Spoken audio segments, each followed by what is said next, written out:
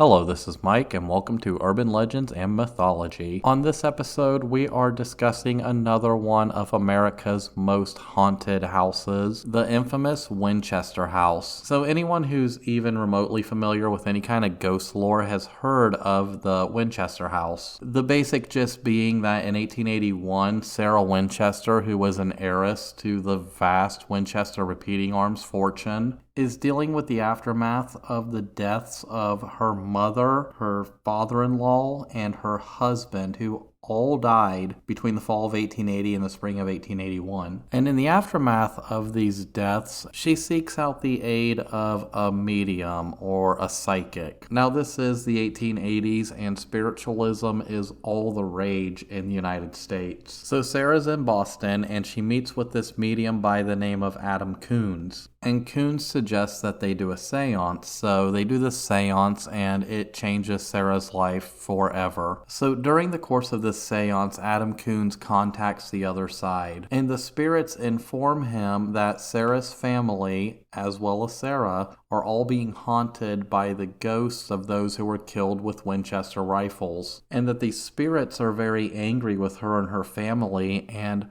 misfortune would continue to follow her unless she made things right, and that the only way to make things right is to use her vast wealth acquired from the Winchester Repeating Arms Company to build a house. But not just any house. This house would be a rambling hodgepodge, a maze of corridors and rooms and stairways to nowhere, all built according to the specifications which would later be handed down in further seances. And this house was to never be completed. She was to work on it until the day she died, and only upon her death would construction be allowed to stop. The result would be a twisted, macabre maze which makes no earthly sense. 5 years later, in 1886, while on a tour of the Santa Clara Valley, Sarah was shown a 45-acre ranch for sale near San Jose, and she bought it. The ranch included a 2-story, 8-room farmhouse, and this farmhouse would be the foundation of what would eventually become the Winchester Mystery House. Right away, she hired a team of full-time carpenters and set them to work. She originally hired a team of architects as well, however, she quickly fired them, taking on the role of architect herself. However, this role was aided by guidance from the other side, and she would gain this guidance every night between midnight and 2 a.m. During this time, every night she would disappear into what was known as the Blue Room, and she would hold a seance with the spirits who were inhabiting the house. And during these seances, these spirits would guide her in the construction of the house. And this would go on nightly until her death in 1922, when construction finally ceased. And to this day, the house remains the haunt, pun totally intended, of those spirits with whom she communed with. And it's allegedly picked up a few more spirits over the years, but we'll get into that later. So, good story, right? It's one of my personal favorites, but is any of it true? Does any of it hold an ounce of water? Well, when you dive into the actual history of Sarah Winchester and this house, you will find that almost all of it is fake. It's all a bunch of made-up fairy tales that got started with a bunch of curious neighbors wondering what was going on this reclusive woman's property in that kind of early 20th century rumor mill, picked up by local newspapers and kept alive by a combination of overly enthusiastic tour guides and pretty much the hosts of every ghost hunting television show you can think of. But what I personally find really fascinating is the real history of the Winchester Mystery House and the real history of Sarah Winchester. And in order to dig into some of that history, we have to start where we always do, right at the beginning. So the history of all this actually starts with Oliver Winchester. He would become Sarah's father-in-law. And Oliver originally wasn't involved in firearms or firearms technology at all. He made his fortune as a clothing manufacturer in New York and then in New Haven, Connecticut. And he was one of those savvy business guys who was always looking towards the future, looking at the next best thing. And in the 1850s, through I guess some business contacts, he finds out that a division of Smith & Wesson's firearms, known as the Volcanic Repeating Arms Company, is failing. It's in a massive amount of debt, and its new projects are just sitting there not making any money. So seeking out this new business opportunity, he gets together with a bunch of investors. He acquires it. pays off its debts, and relocates it to New Haven, Connecticut, where it becomes the New Haven Arms Company. Now, without getting into too many technical details, the problem was with the cartridges designed for these firearms. They were unreliable, and the last thing you want in a revolver is an unreliable cartridge. It can explode. So he gets this engineer who essentially redesigns everything. He creates a new cartridge, and everything eventually leads to the infamous Henry rifle, one of the best lever action rifles ever built. This is the company's big success, and then due to some financial finagling and a lot of boardroom politics, the company is reorganized again into the Winchester Repeating Arms Company. By 1866, the infamous Yellow Boy is created, and while the military has no real interest in repeating rifles, at the time their interest was more geared towards breech-loading rifles. The Model 1866 Winchester ends up being a huge hit amongst the civilian population. A civilian population which is moving westward in increasing numbers. And it becomes that iconic firearm. They call it the gun that won the West. It's the iconic firearm of the cowboys. It's also the iconic firearm of the Native Americans out there on the plains and in the Southwest and out in California. Basically, if you've ever seen a cowboy movie or any movie set in the Old West, you have seen this firearm. And this firearm made the Winchesters extremely wealthy. Oliver would go on to have a son named William Winchester, and he would hold the position of treasurer of the Winchester Repeating Arms Company up until his death. But it's through William where Sarah comes into the story. So Sarah was born Sarah Lockwood Pardee in the summer of 1839. She was the fifth child of Leonard and Sarah Pardee. Now, Leonard was a builder. He was known as a skilled craftsman and woodworker, and he goes on to establish a mill and wood shop called Leonard Pardee and Company, and this is where they make their fortune. Now, Sarah, she inherits her father's love for architecture and building. It's said that in her young life, she was probably surrounded by carpenters and builders and developed a fascination for the whole process. Now, the Pardees were the neighbors of the Winchesters, and it was said that the families were very close. So close that Sarah and William grew up together, and they would both marry on Tuesday, September 30th, 1862. Now, during the first few years of their marriage, they actually lived with William's parents. This was due to building material shortages during the Civil War, which really goes to show how many resources the Union poured into the Civil War, because even this young wealthy couple couldn't get their hands on the basic materials they needed to go build their dream house. However, in 1866, after the war's end, those material and labor shortages are no longer a factor, and they're able to build their house on Prospect Hill in Connecticut. Now, during that same year, on June 15th, Sarah gives birth to a baby girl, their first and only daughter. They named her Annie Pardee Winchester in honor of William's late sister who had died during childbirth. However, unfortunately, tragedy would strike the young couple because the child was born with a medical condition known as marasmus, and sadly the child died within a month of birth. Now, this being the Victorian age, the family took to seclusion. They withdrew from society, and it was said that Sarah withdrew for nearly a year. So during construction of their home on Prospect Hill, this is where Sarah really embraces her love for architecture and construction. And it was during this time where her husband and her father-in-law were teaching her about things like real estate investment and financial management and all that stuff you need to be financially successful in life, which was probably easy for William because he was the treasurer of the Winchester Repeating Arms Company. And this type of learning was typical for Sarah. Her and her family were considered very progressive and forward-thinking for their time. With her and her family, there never seemed to be that idea of, oh, you're just a woman, you should just be seen and not heard in matters of business or finance or whatever. So by 1868, about 2 years after construction, their house is complete. And I use the term house loosely because this thing was massive. It was 20,000 square feet. It featured over 20 rooms with marble floors, chandeliers, decorative fireplaces, and large bay windows. They were using like the finest materials from like the finest designers. They even had one of them like rich person circular driveways in the front. Now, a year later in 1869, her father dies at the age of 60, possibly from rheumatoid arthritis. And rheumatoid arthritis is a condition that Sarah herself would struggle with in her later years. By the time she dies in 1922, her hands and feet are completely crippled from it. And throughout the 1870s, they're doing all the things that like wealthy socialites would do. Now, there's not a ton of documentation from this chapter in their lives. It is known that they travel to Europe, probably because of their love of architecture. They're probably doing all the typical early Gilded Age stuff that Americans were into. Probably doing a lot of philanthropic work and stuff. But it really picks up between 1880 and 1881. So in May of 1880, her mother passes away. In December of that same year, Oliver dies. And then just a few months later, in March of 1881, William dies after this long battle with tuberculosis. However, she wasn't left devastated because in the months before his death,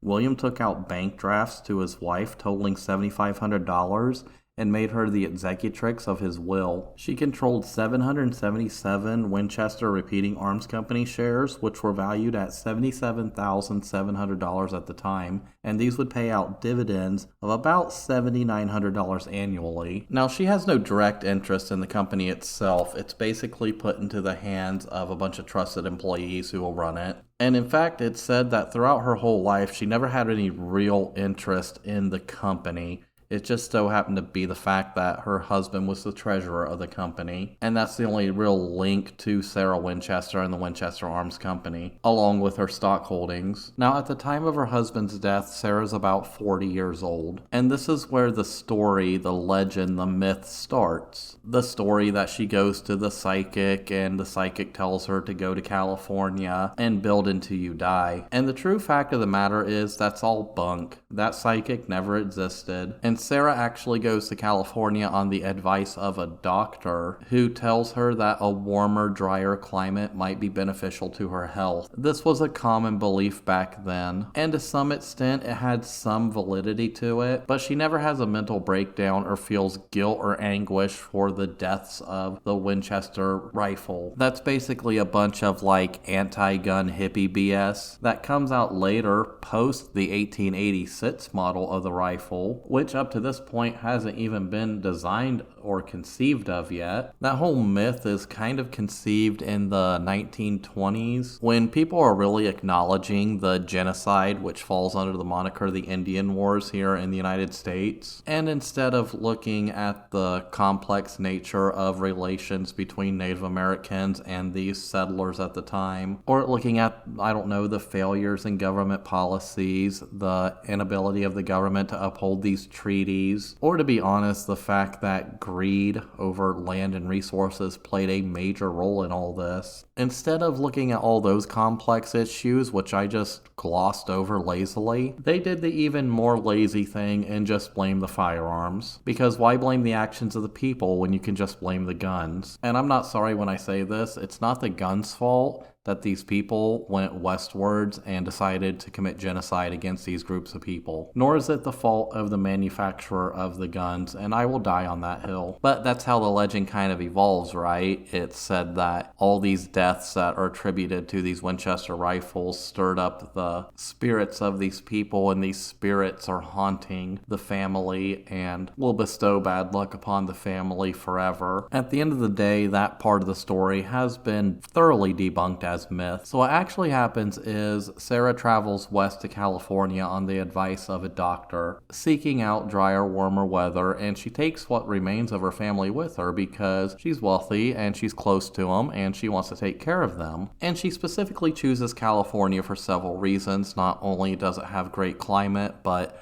Real estate is very cheap. She had been to San Francisco once before with her husband and enjoyed it there. And in the late 1800s, California was seen as like the place to be. And people today will still argue that California is the place to be, especially if you want to be in art or media. And to a lot of Americans, California has always had this allure to it. And rightly so. It is an awesome, beautiful place. Now, she doesn't move right away. She stays in Connecticut for a few more years. She kind of follows her sisters out there around 1885, 1886. So in 1886, she's traveling through the Santa Clara Valley with a man named Edward Rambo, who was the San Francisco agent for the Winchester Repeating Arms Company, and he's showing her all these properties. And they come to this 45-acre ranch for sale that has this 8-room house on it, and Sarah falls in love with it and decides that she's going to purchase this property. And one of the reasons why she purchases this property is found in its original name. This area reminded her of La Landa Alavasa in Spain, a place that her and her husband had visited 10 years earlier and just fell in love with. So she gives the property its official name, La Landa Villa. And it's known as La Landa Villa up until 1922. And now she has this 45-acre ranch, so she gets to work. The guy who shows her the property, Edward Rambo, she hires him to be the foreman of the farm. And then she hires a bunch of local people to basically run this house and this farm. And she didn't care about like the cultural backgrounds of these people or anything. A lot of these people were from like Eastern Europe, China, later Japan. One of the gardeners was a Japanese guy whose own daughter was born at La Landa Villa in like the early 1900s. And she paid them very well compared to a lot of other people from these same ethnicities and backgrounds in the area. And it's after she purchases this ranch where she goes on her infamous building spree. Now, a lot of people attribute this to madness or grief or the urban legend, but the true story was she was interested in architecture. She always had been. So she used La Landa Villa as kind of a playhouse to experiment with different architectural styles. She wanted to play around with different building styles and different materials. And we have to remember, this is the Gilded Age. She wanted to have a massive, sprawling, opulent house. I mean, she had just moved out of a 20,000 square foot manor. Do you really think she's going to be content with some 8-room farmhouse? It said that in the first 6 months, the house had increased in size from 8 to 26 rooms. And she was going to these expositions in the 1880s, 1890s. There were all these great expositions. And part of these expositions would show off new architectural styles, new art styles. And it said that she would come back from these expositions inspired by them. She'd be like,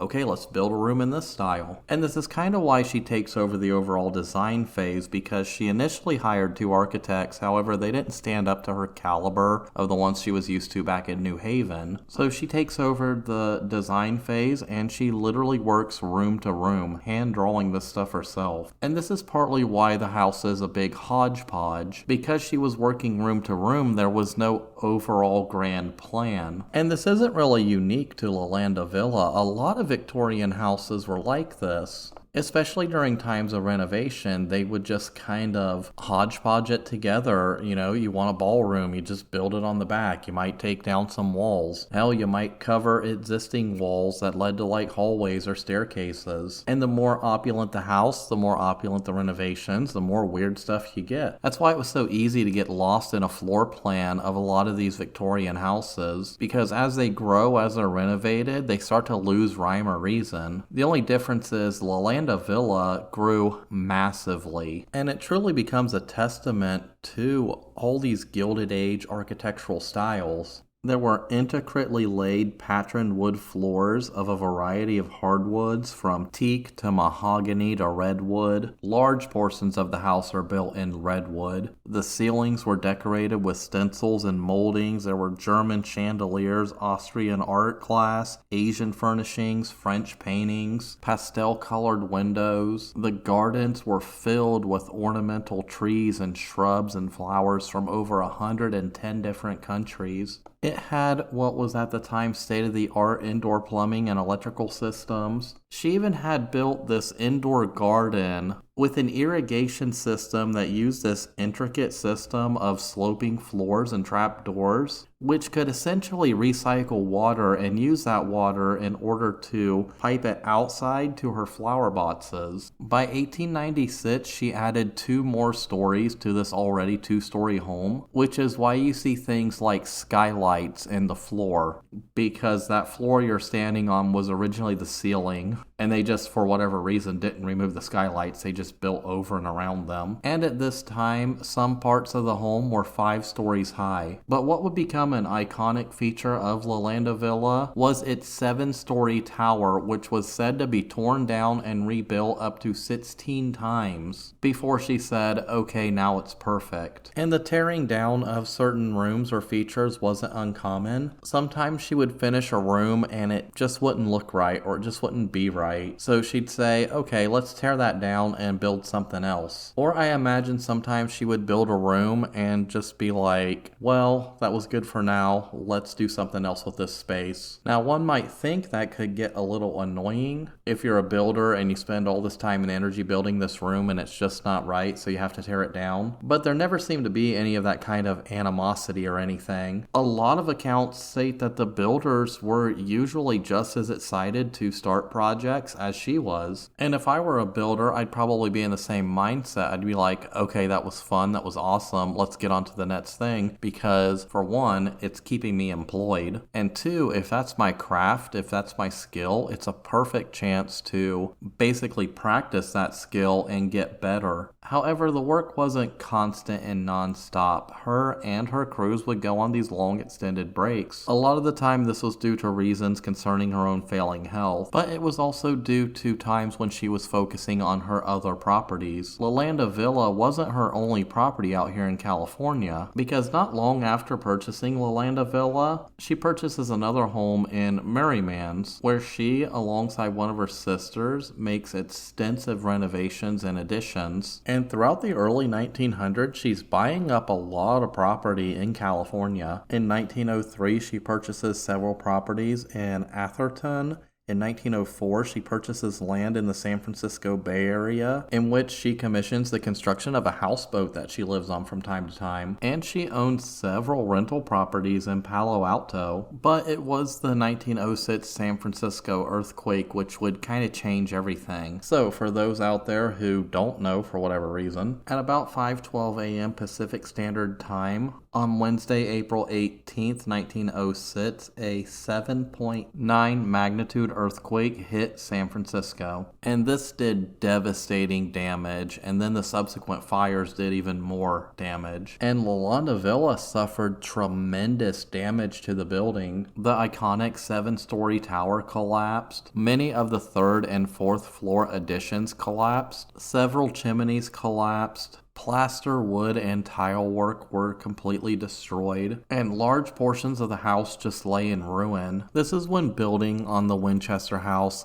came to an end. Sarah decided that the debris should be cleared and only necessary fixes be made to kind of just seal up everything. And the whole purpose of it was just to make the house safe. And this led to a lot of weird, crazy stuff. So the water pipes, for example, where they went to these former wings of the house, they were just kind of left protruding outside of what was now exterior walls. Stairways that went to different parts of the house were just abruptly sealed off. And doors that originally led to other rooms or other wings, or in some cases external balconies, were simply just closed, locked, and never used again. And the funny thing is, it was actually when she stopped construction on the house and decided to just make these impromptu repairs, is when the local newspapers and local rumor mill declared her to be a madwoman. But I think what really happens is after this disaster at LaLanda Villa, she kind of loses interest, because to be honest, she has other properties and other works that she's focusing on at this time. She's become quite the shrewd real estate developer, and in fact, the only thing she does to LaLanda Villa after this is she installs an elevator in 1916 to aid her in her failing health, because at this point, she's at the point where she can barely walk. And that houseboat that she had been building, she actually lived in that after the earthquake, while repairs were being made to all of her properties. And that's the point, all of her properties, because she owned rental properties and other properties that were worth a lot of money. LaLanda Villa was just a playhouse. This is probably a big reason why there's not a whole lot of time or effort invested into rebuilding it. And when 1907 rolls around, she's still looking at other prospects. So she's in Burlingame Park and she bought this Tudor-style house. And she's overseeing the dredging of this canal because she wants to develop properties along this area. It was proposed to be like these oceanside properties, but if I recall, I don't think they were ever developed. But it was a big, ambitious real estate project. Also in 1907, she purchased a home at 44 Inglewood Lane that became her full-time home. And it was said that this home was so attractive and so beautiful that it was featured in the program for the Panama Pacific International Exposition of 1915. And she would live in this home up until her health got so bad that she just had to move back to La Linda Villa to be closer to her medical care. And it's really during this time where she becomes very philanthropic. However, we don't know the full extent of her philanthropy because she always insisted that it was done anonymously. However, we do know a few instances of a few donations. We know that after the San Francisco earthquake, she donated to the San Jose Relief Fund. She also supported a Save the Redwoods campaign by donating $500, which doesn't sound like a lot today, but remember this is the 1910s. But her largest donations were to tuberculosis research, because remember her husband had died from tuberculosis. At one time she donated over $300,000 to the tubercular ward in New Haven, and over a 10-year period she would go on to donate over $1 million towards tuberculosis research. The William Wirt Winchester Hospital is named in honor of her late husband, and it's now part of the Yale School of Medicine, and that's all in part due to her philanthropic nature. And she was one of these wealthy matriarchs who took care of everybody around her. As I stated earlier, she would pay immigrants, these Chinese and Japanese people, more than the going rate that they could get anywhere else for the same work. A big driving force in her later life was just that desire to take care of her family and those who were closest to her. She wanted to support them financially. She wanted them to do well for themselves. She didn't want them to want for anything. And even in her will, she wanted her family and her closest employees to be taken care of, in which she names 5 of her closest employees as inheritors, along with all of her known relatives to whom she willed properties and set up trusts to take care of them. And in the case of any of those family members dying, any remaining money in those trusts would be donated to the William Wirt Winchester Hospital. And she states that in her will that if anyone disputes these wishes, then they get absolutely nothing. And sadly, the end would come for her in 1922. So in September 1922, she was driven from her home in Atherton to La Linda Villa so she could be closer to her doctor. And she dies shortly after on Tuesday, September 5th, 1922.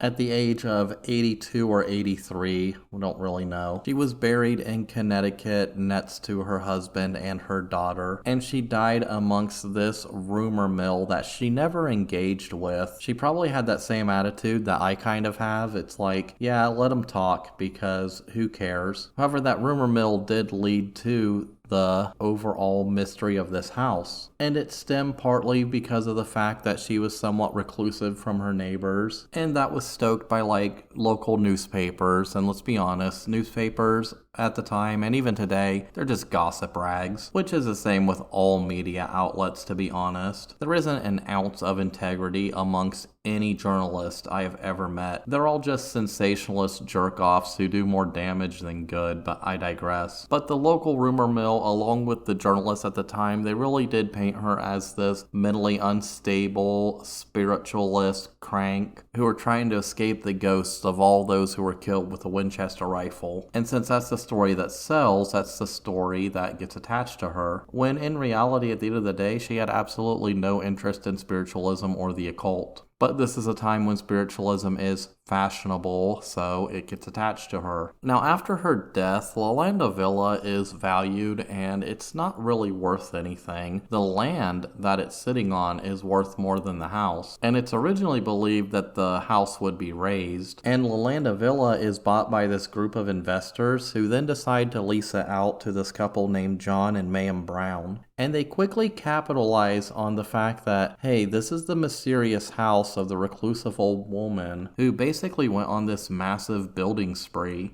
Because at this time, La Villa had 160 rooms, 2,000 doors, 10,000 windows, 47 stairways, 47 fireplaces, 13 bathrooms, and 6 kitchens. And that's not counting the extent that it was pre-1906. It's believed that it had up to 600 rooms before the earthquake hit. So what the Browns do is they decide that they're going to take this house that everybody's kind of curious about and turn it into a tourist attraction. They were going to offer tours of the house and indulge in some of that mystery around it. And they were really going to dive deep into this urban legend that was surrounding it. And you see that today even amongst tour guides. You have some tour guides who will focus solely on the history of the house and Sarah Winchester. And then you have other tour guides who will focus on the urban legend around the house. And by 1931, the Browns had purchased this house and made their own renovations and room additions, including all this 13 stuff that you see in the house. That was all alluded to the Browns to kind of capitalize on those spiritualesque rumors. Of course, by the 1970s and 80s, the house was in poor shape, so the general manager at the time, a man named Keith Kettle, he had the house renovated, and even went as far as adding a Winchester Rifle museum to the house. He then sought out historical landmark status, and he creates this huge advertising campaign with billboards that plays into the superstition of the house. And this really is what makes the Winchester Mystery House famous. Originally, it was kind of a local urban legend with a bunch of rumors, and then it's kind of thrust into national and now international fame with this advertising campaign. And now it appears on ghost hunter shows every couple of years. So everybody knows about it. And in 1981, it was placed on the National Register of Historic Places, so luckily, it will be preserved for a very long time. And I think it's great that the house was never torn down and was preserved, because it really does stand as a great example of Victorian architecture at the time. A lot of Victorian and Gilded Age houses have been raised or modified here in the United States, so it's great to have kind of a living example of that. But at the end of the day, is La Villa haunted?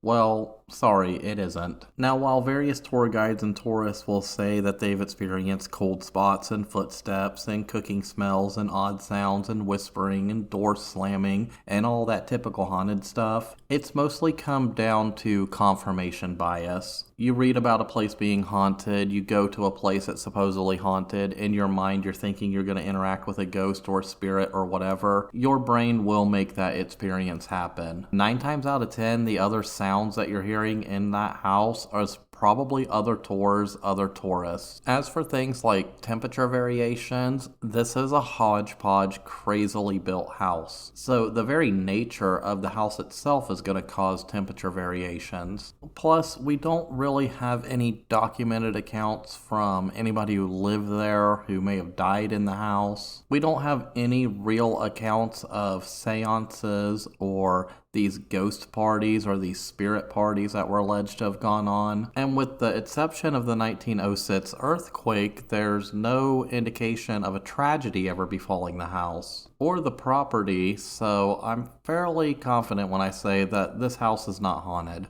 And even the current owners, the Winchester Mystery House LLC, which is a private company that represents the descendants of the Browns, they seem to prefer that people focus on the real history. They want to educate people about Sarah Winchester and her life, and this weird hodgepodge house that was just kind of a manifestation of her architectural curiosity. Now, while I'm sure they love a good ghost story as much as the rest of us, and they want to play up that kind of mystique because, hey, that's what's going to draw the interest in and draw the tourists in, it seems that they've been kind of downplaying it in recent years and placing more of an emphasis on history. However, if you want that spooky tour with all the ghost lore, it is available to you. Now, myself personally, I love that story. It's one of the earliest haunted house stories I remember being told. And I wouldn't fault anybody for indulging it. I bet if I were to go there, I would want to take the more spooky tour, where I hear about seances and ghosts and 13s and all that stuff.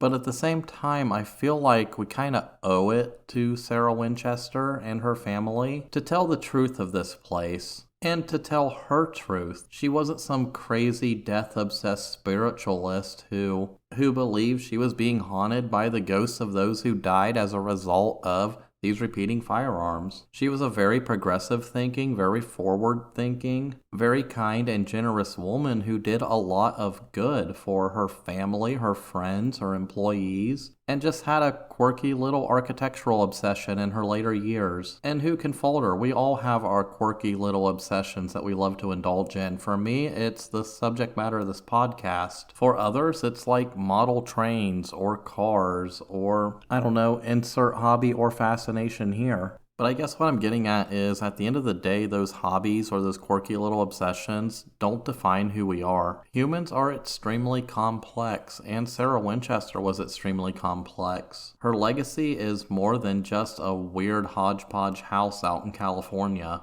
And personally, I would love it if more creators would focus more on that legacy, as opposed to the ones that were created by a rumor mill and a bunch of idiot journalists. But on that note, I think this is where I am going to end this episode today. Once again, this is Mike. I thank you for listening. I hope you are enjoying listening to Season 5 as much as I am enjoying making it. If you haven't noticed by now, this season kind of has a little bit of a theme going. And yes, I did do that on purpose. It's all kind of culminating in something awesome, but we'll get to that as the season progresses. As always, if you like what I'm doing, follow it on the socials. Give it those 5 stars on Spotify. Feel free to engage in any post I make. And as always, you can follow that post in the description of every episode and support this podcast monetarily. And for those of you who are doing that already, I truly thank you from the bottom of my heart. You are true rock stars. And as always, I will see you in the next episode.